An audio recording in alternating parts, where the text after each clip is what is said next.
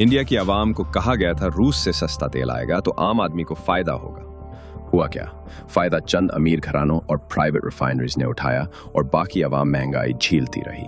पहले रूसी तेल की इंपोर्ट 1% से भी कम थी, अब 40% के आसपास पहुंच गई।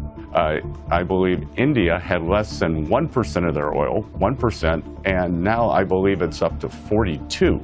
So wow. India is just profiteering, or they are just profiteering. They are reselling. They've made 16 billion in excess profits. Some of the richest families in India. So this is a completely different thing.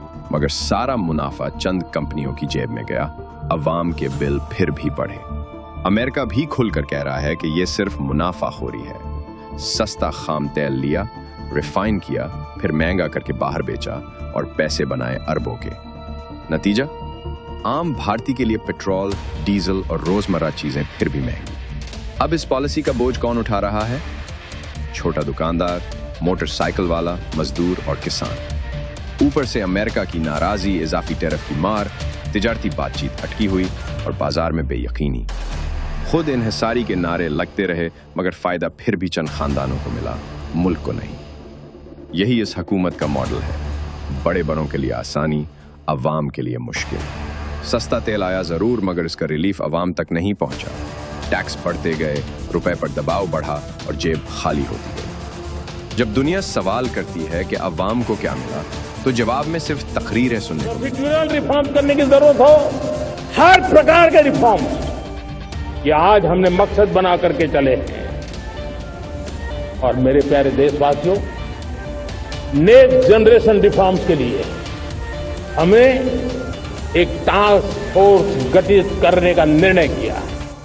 Bharat के नौजवान से पूछो नौकरियां कहां हैं, किसान से पूछो मार्केट में उसकी फसल की कीमत क्यों नहीं बनती। जब दरामदी पॉलिसी उल्टी पड़े और बैरूनी दबाव बढ़े तो सबसे पहले आम आदमी पिस जाता है, ना कि वो लोग जिनके पास ताकत और रसाई है। असल बात यह है, यह फैसला सिर्फ इख्तिसादी नहीं, इखलाकी तौर पर भी गलत था। जमहूरियत का मतलब चंद घरों की दौलत नहीं, सबके लिए इंसाफ है।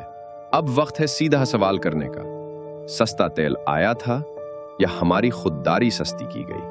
हिसाब मांगो, शफाफियत मांगो और ऐसी पॉलिसी मांगो जिसका फायदा सीधा अवाम की जेब तक पहुंचे, पेट्रोल पंप से लेकर किचन तक। याद रखो, सस्ता तेल एक दिन खत्म हो जाता है मगर गलत फैसलों की बदनामी और उसकी कीमत देर तक चुकानी पड़ती है।